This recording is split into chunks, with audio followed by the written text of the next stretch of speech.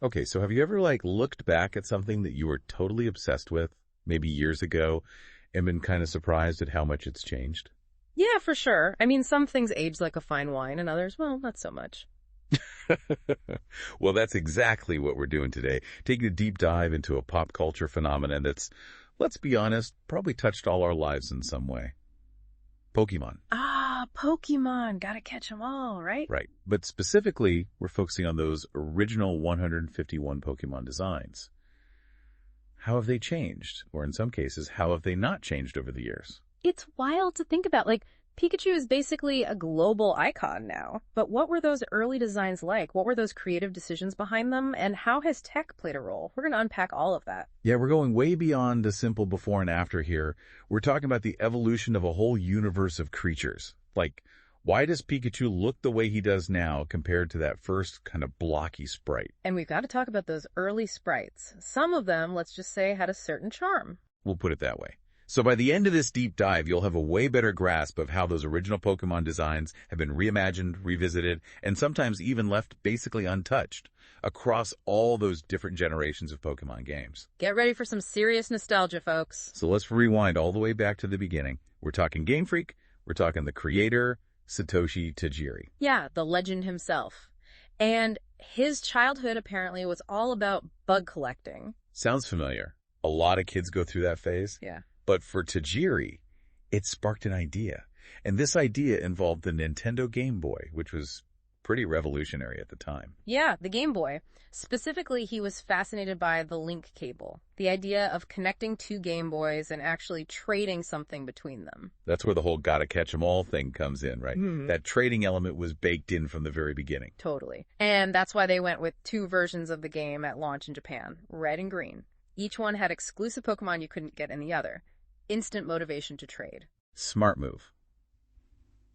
We can't talk about those early days without mentioning Ken Sugimori, the artistic mastermind behind it all, the original art director. Sugimori, his early sketches, from what I've seen, were a lot more dinosaur-y, like full-on monster vibes. Imagine if they'd gone with that. It's kind of mind-blowing to think about, what would the Pokemon universe even look like if they'd stuck with that more ferocious style? Right, the whole franchise could have been completely different. But there was another piece of the puzzle, another visionary who was crucial in those early days, Sumikazu Ishihara. Ishihara. Now, he had this idea that was very similar to Tajiri's. It was about using the Game Boy like some kind of, high-tech bug-catching device. Like a virtual insect cage. That's a great way to put it. And when their visions kind of combined, Nintendo is all in. It's fascinating how Ishihara later became the CEO of Creatures Inc., which is like this massive player in the Pokemon world, especially with the trading cards. It's wild how these things connect. But even with those early monster concepts, they knew they needed something more, something that would appeal to, everyone, not just kids who were obsessed with, scary creatures. And that's where Atsuko Nishida comes in. She's the one who designed some of those super cute Pokemon like Pikachu and the original starter Pokemon. Yeah, those designs were so important.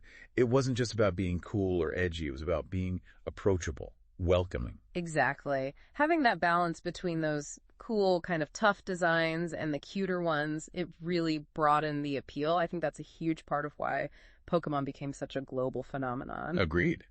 But let's not forget the tech they were using back then. The Game Boy, monochrome screen, limited resolution. Oh, yeah.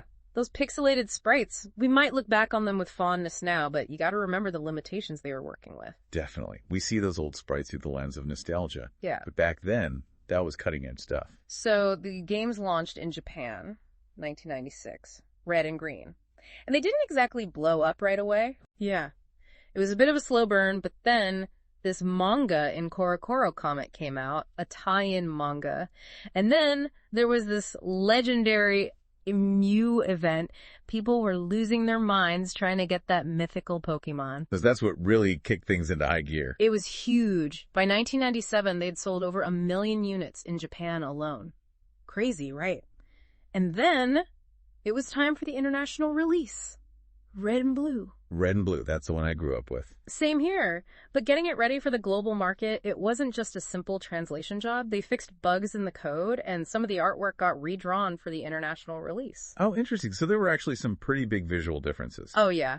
Remember that freaky Gengar spray everyone talks about? That was from the original Japanese release. I've seen that. It's something else. And when you look at the original artwork, there's some pretty interesting interpretations. Like, some of the Pokemon look way different from what we're used to. So even within that first generation, there's already this whole evolution happening. Totally. And then bam, the Game Boy Color comes out. And suddenly, it's a whole new world. We finally see these Pokemon in color, up to 4 colors, plus transparency. That must have been mind-blowing for kids at the time, like seeing these creatures come to life for the first time. Right. It was a revelation seeing Pikachu in yellow, Charmander in orange, like it was meant to be. And then Pokemon Yellow came along, trying to ride that wave of anime popularity, and what do? Redrew all the front sprites. Again, for all 141. Yellow definitely leaned heavily into the anime aesthetic. They wanted those sprites to look just like what people were seeing on TV. Yeah, it wasn't as drastic a change as those early revisions, but it shows how much they were refining the look and feel, keeping it consistent across the games and the anime. Absolutely. And then comes a big question. How do you follow up such a massive hit? Well, Gold and Silver on the Game Boy Color, those felt like proper sequels. Story continuing, you could even go back and explore the Kanto region, plus 100 new Pokemon. And they didn't just add those new Pokemon in isolation. They actually created new evolutionary stages for some of the original Gen 1 Pokemon. Yeah, like Scyther evolving into Scizor. But there was a catch, right? You needed a metal coat, which wasn't in the first games. Exactly. It wasn't arbitrary. They added these cool in-world explanations for these new evolutions. Like, oh, there's this new item, and if you use it on Scyther, boom, Scizor. It made sense within the lore. Right. It wasn't just a random power-up. And they also introduced pre-evolutions, like baby Pokemon. Pichu was adorable. And they weren't just for cuteness overload. These baby Pokemon often needed a high friendship level to evolve, which, by the way, was a totally new mechanic. Friendship as an evolution trigger. So they're adding depth to the mechanics and expanding the lore. That's pretty cool. And then there were Pokemon that weren't direct evolutions, but had these, design parallels, like Miltank and Tauros, or Heracross and Pinsir. It's like they were filling similar ecological niches, right, in this expanded world. Totally. And visually, Gold and Silver had their own unique sprites for, over 250 Pokemon. Then Crystal came out and added those little battle animations, which were super cool at the time. It's amazing how much they were able to squeeze out of that little Game Boy Color hardware. Those animations, even though they were simple, added so much personality to the battles. Absolutely. And then the Game Boy Advance era rolls around, and we get Ruby and Sapphire, a brand new region hone, a whole new cast of characters and Pokemon. What happened to our original 151 in this generation? Well, it felt like a fresh start. The focus was really on showcasing all the new Pokemon from Hone. There weren't any new evolutions for the original 151 in this generation, but the jump to the GBA meant a huge leap forward graphically. Oh yeah, the sprites in Ruby and Sapphire, they were bigger, more detailed. Even though they were still sprites, they had so much more personality and, polish. But even without brand new evolutions, there were still little tweaks to the designs, right? Like Pikachu, for instance. I think he became a bit slimmer, more like his anime look. And I remember something about Arbok's hood markings changing as well. Oh, yeah, you're right. It's like they were constantly refining those designs. It was never a set it and forget it kind of thing. And then came Fire Red and Leaf Green, the full-on remakes of the originals. And for these games, they went all out. Brand new sprites for all 151 Pokemon, specifically designed for those remakes, while the Pokemon from later generations just used their Ruby and Sapphire sprites. It was like they're saying, hey, these originals, they're special. They deserve the VIP treatment. For sure. It was a huge nostalgia hit, bringing that classic experience to a new generation of players with updated graphics and gameplay. But then, the Nintendo DS comes out, and we get Diamond and Pearl, dual screens, touchscreen, more power than ever before. So what did that mean for those original Pokemon designs? Well, for starters, the DS allowed for fully animated sprites for over 490 Pokemon at that point. It was a huge visual upgrade. But what's really interesting is the sheer number of new evolutions and pre-evolutions they introduced in Gen 4. And get this, 12 out of 29 of those cross-generational evolutions were for the original 151. Wow, so they really dug deep into that well of original designs and found new ways to expand them. Exactly, like Magnezone evolving from Magneton, Yeah. Tangrowth from Tangela, and of course Leafeon and Glaceon, the new evolutions. I mean, everyone loves Eevee. Right. And those new evolutions, they weren't just about leveling up anymore. You had to use specific items, teach them certain moves, even level them up in specific locations to trigger these evolutions. It added a whole new layer to the gameplay. Yeah, it wasn't just grinding anymore, it was strategic. And they also formalized the use of incense for breeding those baby Pokemon, like Munchlax from Snorlax. Yeah. And then Gen 4 also brought in sexual dimorphism. Yeah, meaning male and female versions of the same Pokemon could actually look a little different, like small details, but it was a cool addition. So a lot of subtle but impactful changes in Gen 4. And then came Heart Gold and Soul Silver, the Gen 2 remakes, all those new mechanics, those animated sprites, they brought it all to those classic games. It really felt like they were bridging the gap between the old and the new, giving those classic stories a fresh coat of paint for a new generation of players. For sure. It was a great way to re-experience those games. But then Black and White on the DS took a very bold step. A new region, Unova, and get this. For the main story, you could only use the 156 brand new Pokemon. No old Pokemon allowed. It was a huge gamble, and it definitely ruffled some feathers in the fan base. Yeah. A lot of people felt like they were being forced to abandon their old favorites. But Game Freak, they had their reasons. They wanted to create a level playing field for everyone, especially new players. They didn't want people to feel overwhelmed by all the existing Pokemon, you know? They wanted everyone to have that fresh start, that sense of discovery. Interesting approach. And for the older Pokemon that did appear in the post-game, they had smoother sprites, more frames of animation. Yeah, subtle but noticeable. And when the sequels came out, Black 2 and White 2, they brought back the older Pokemon right from the start. It was like they were responding to the fan feedback. Totally. They realized that maybe they'd gone a little too far in trying to separate the new from the old. Yeah, I think it was a learning experience for everyone. And then, boom, X and Y on the 3DS. Full 3D models. Every single Pokemon, all 151 originals, rendered in glorious 3D. That must have been a massive undertaking. Absolutely massive. And while it was visually stunning, some people felt like those early 3D models lacked some of the charm of the sprites. Yeah, I remember some of the animations like Hitmontop's finning, they were a bit simplified in 3D.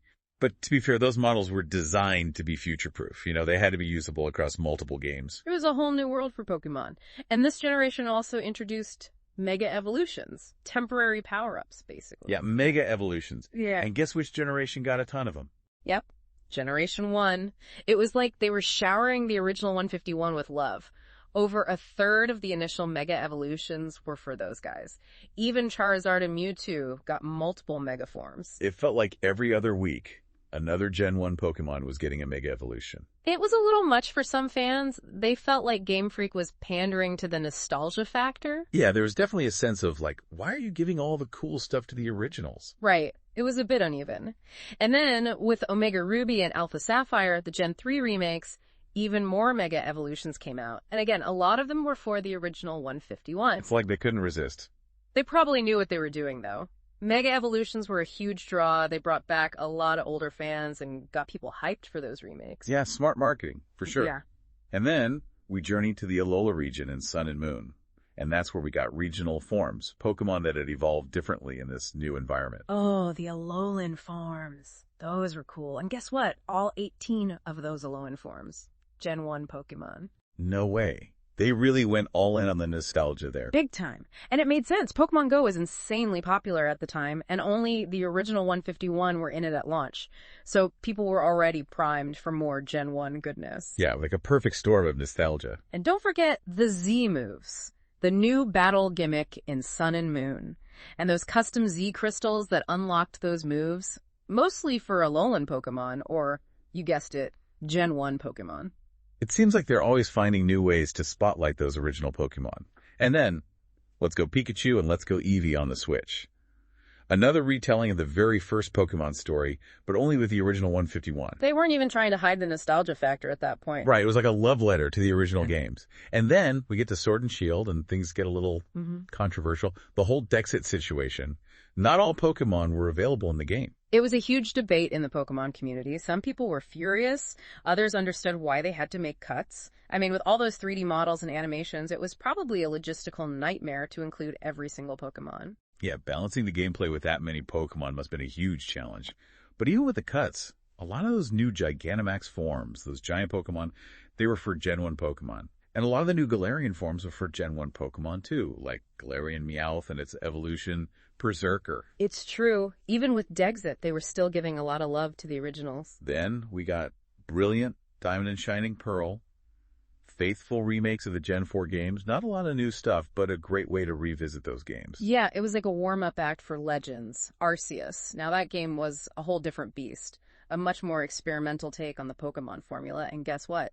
Only 48 of the original 151 made it into that game. Whoa, that's a big difference. Yeah. Even Charizard was absent. It was like they were finally willing to let go of the originals a little bit. Maybe they were testing the waters, seeing how people would react to a Pokemon game without so much reliance on Gen 1. Interesting. And in Legends, Arceus, Scyther got a brand new evolution, Cleaver. A cool callback to the original, but also something completely new. It was a nice touch. And then Scarlet and Violet introduced convergent species. Pokemon that look similar to older Pokemon, but are actually completely different species, like Wiglet. Looks like Diglett, but it's totally unrelated. Yeah, it was a cool way to play with our expectations. And then there were Paradox Pokemon. Ancient and future versions of existing Pokemon. While not all of them referenced Gen 1, Scarlet did have Paradox, Jigglypuff, and Magneton, showing some continued favoritism, I suppose. It's like they can't fully let go of those originals. And Primeape, another Gen 1 Pokemon, got a brand new evolution in those games as well, Annihilape. Annihilape, that's a pretty intimidating name. So when we zoom out and look at the big picture, it's clear that those original 151 have been treated in so many different ways over the years. New evolutions, pre-evolutions, mega-evolutions, Gigantamax forms, regional forms, even indirect references through those convergent and paradox Pokemon. It's undeniable. The first generation of Pokemon continues to get a lot of attention, even after all these years and all these new Pokemon. So for you, the listener, the journey of those original 151 Pokemon is a fascinating reflection of the entire franchise. It's about balancing that deep nostalgia for the originals with the need to innovate and keep things fresh for a huge global fan base. It's a tough act, but they've managed to pull it off. Yeah, they've done a pretty good job, all things considered. Those original designs have been reimagined, reinterpreted, revisited, and sometimes even just straight up left alone. But they're always there, looming large in the Pokemon universe. So here's a question to think about. After seeing all the different ways those original 151 have been reinvented, what do you think has been the most successful approach? Or the most interesting? What's worked best? What hasn't? It's something to ponder, and looking ahead, what other crazy ideas might they come up with for these Pokemon? Because one thing's for sure, their story in the Pokemon world is far from over. We'd love to hear your thoughts on this. What surprised you the most about those design changes? What are your favorite redesigns? Hit us up in the comments or on social media, and let's keep the conversation going. Yeah, let us know. We always love hearing from you guys. Thanks for joining us for another deep dive. We'll be back soon with more explorations into the fascinating world of, well, everything. Until then, keep on catching those Pokemon or, whatever else you're into. See you next time.